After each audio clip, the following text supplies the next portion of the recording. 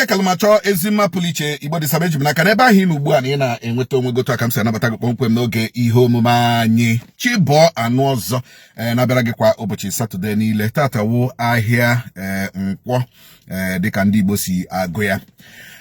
I want to personally and of course on behalf of well-meaning Igbo men and women, Igbo sons and daughters, to give General Gowon this message. We saw in the book you wrote, My Life of Duty and Allegiance. And we saw everything you wrote. In the 181 pages of that same book you wrote, sir, there was never a place, never a paragraph, a sentence where you regretted the wasting of millions of lives of Igbo during the war. Everything about your book was your duty and allegiance. Your duty and allegiance. And your duty during the war was to waste life of Igbo. And probably allegiance to Nigeria is to make sure that as far as the Igbos decided to secede from Nigeria, they should be wasted. That is the only summary of the book you wrote. Your Life of Duty and Allegiance. 881 pages. A book you would have used to heal Nigeria.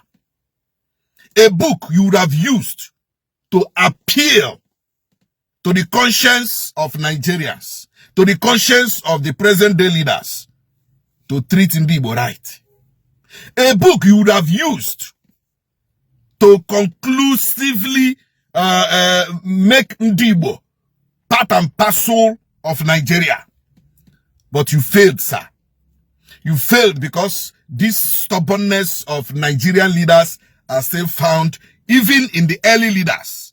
It shows that even the early leaders of this country are as stubborn as the present leaders of Nigeria. The ego of Nigerian leaders, instead of them to repent, they are always explaining. They are always blaming the next person. In your 881 pages of your Life of Duty and Allegiance, you used half of the pages to blame Ojukwu for the war. You said Ojukwu did not, Ojukwu came home and started announcing the Aburi Accord, whatever. When Ojukwu waited for you to announce this confederation so that every confederate state in Nigeria, every component part of Nigeria will manage their resources and give the federal government their own percentage. You came home and your ambassadors in Lagos, your commissioners in Lagos and your ministers in Lagos confused you. Something you signed. Something that your delegates, your secretaries from Nigeria and the secretaries from Biafra went to Accra to write and rewrite and review and go through and remove and impute and output. Everything was concluded in Accra. Even the general, the army general that was the president of Accra then, Accra, right?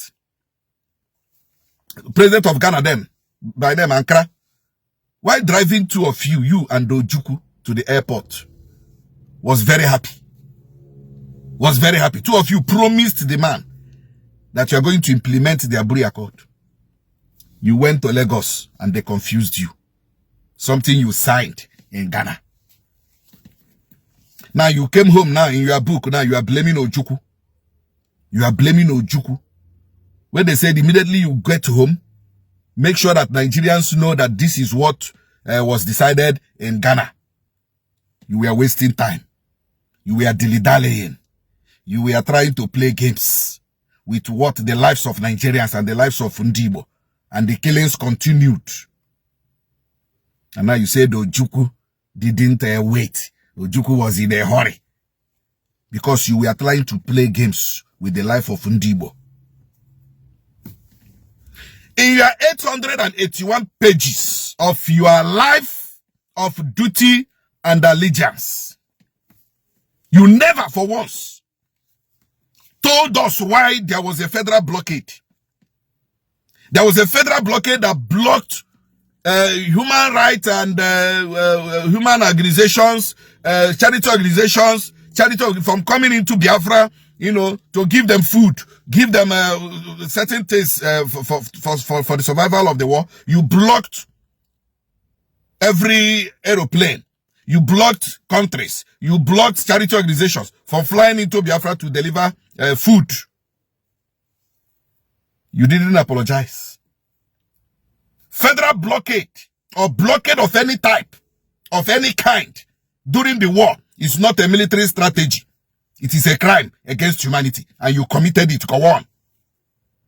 Go on, you committed crime against humanity, committed the crime against Igbo by blocking food from coming into Biafra.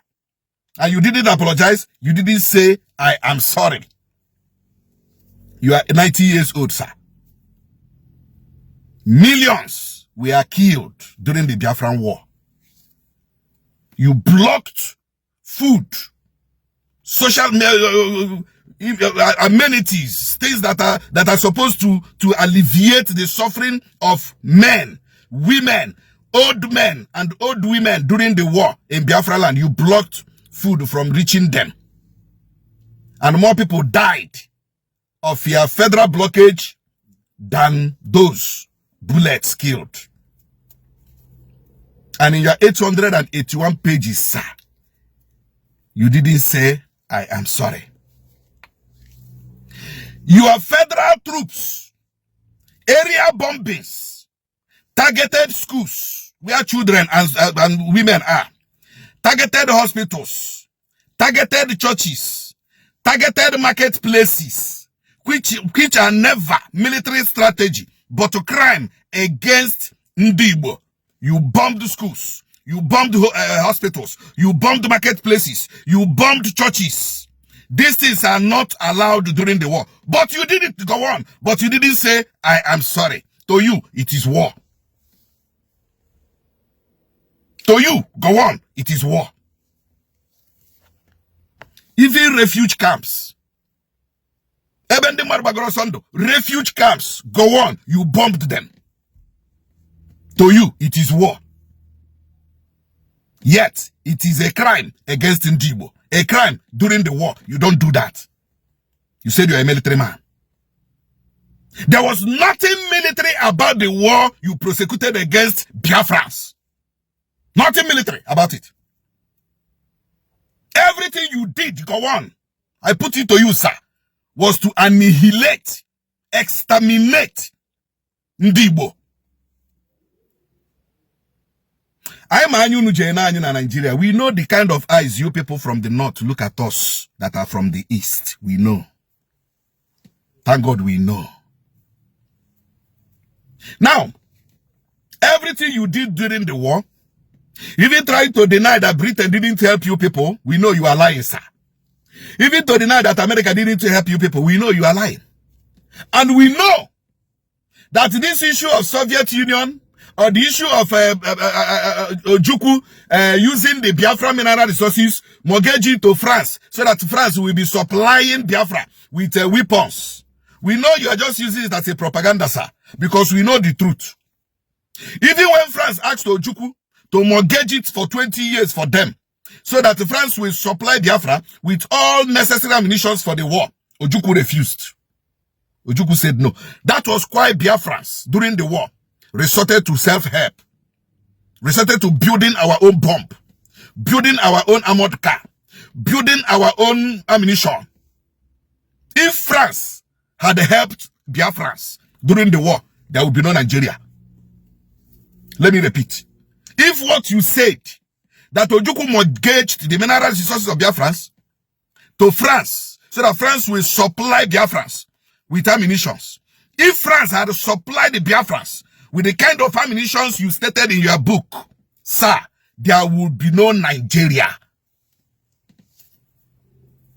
You lied. And we know you lied at 90 years. After the war, you said there was no victor, there was no vanquished, everybody this and that, Bobo Tibo and all the rest. But after the war, what did you do? Every millions, pounds, naira, whatever, that Biafrans had, they only went home with the 20 shillings. You did it. Go on. You did it. Yet you said there was no victor, there was no vanquished. You same Gowon. You said there was no victor, there was no vanquished. But every Igbo man that has reached the height of his career in the public service, in the civil service, was reduced to ordinary junior clerk, junior officer. No Igbo man or woman was allowed into the higher cadre of the public service, especially the federal service. No Igbo man under you was a senior officer in the federal civil service. No Igbo man was permanent secretary under you in the federal civil service. No Igbo man reached the federal position, the normal federal position of somebody that has reached the career in the federal service. Under you, go on. Yet you said there was no victor, there was no vanquished. Go on. You rebuilt Southwest and he rebuilt the North. You abandoned the East. Yet you said there was no victor, no vanquished. Even in Port Harcourt, you allowed this slogan of abandoned properties to take root especially in Port Harcourt, because they worked hand in hand with you during the war. They helped you to sabotage the Biafran war. They helped you to sell off the Biafran people. They helped you to sabotage. In fact, go on. The truth remains that instead of you using the 881 pages to say, I am sorry. Yes, it was the life of your duty and the life of your allegiance or whatever. But millions died before you. Thousands massacred before your very eyes. You would have used these 881 pages of the book you wrote to heal Nigeria finally, but you didn't because of the ego. Why will you apologize to Igbo who are there? Who are the Easterners? Who are the Southeasterners? Who are there? Why will I say sorry? But the sorry would have healed a whole lot of things. If you had said sorry in that your book, you would have healed a whole lot of things. You would have showed in Igbo a different perspective from which they could not look to Nigeria, or look onto Nigeria, or look at Nigeria. You would have changed a terrible mindset of Igbo against Nigeria if you had said sorry in your book, sir. Even during the Holocaust in Germany, the German chancellor knelt down and begged Germans, begged the world, begged the Israelis, begged the Jewish population, and said sorry for the Holocaust caused by Adolf Hitler. Sorry, we are sorry. Even in Rwanda, after the genocide in Rwanda, the president said sorry. The current president said sorry. He was a rebel leader then. He said sorry. And he rebuilt Rwanda. He doesn't care who is a Husi, or who is a Hutu, or doesn't care who is, he doesn't care. Every section of that country was rebuilt. Even America, after slavery, said sorry. America said sorry to black Americans that were sold as slaves to America. They said sorry. And they rebuilt their colony, rebuilt their states, and made them comfortable. We have a lot of conflicts in the world that their leaders have come out to say sorry. But go on. You chose not to say sorry. You are trying to be diplomatic. There are a lot of things you did not say. And those things you did not say are the truth. And you know it, sir. You chose the ones you want us to hear. You chose the ones you want us to believe. But, sir, as a student of government and public admin, and of course political science. So we have raw manuscripts of the Aburi Accord, recorded video of the Aburi Accord, and what transpired between you and Ojukwu in Ghana. And we know that if we should blame anybody for the 1966 coup, we should blame Awolowo. We should blame Awolowo. Because even the coup plotter said it. Their main job, their main purpose was to make sure that they strike. And probably after succeeding, they will go to prison and bring out Awolowo and make him the president of Nigeria. Yet you people tagged it, Igbo coup.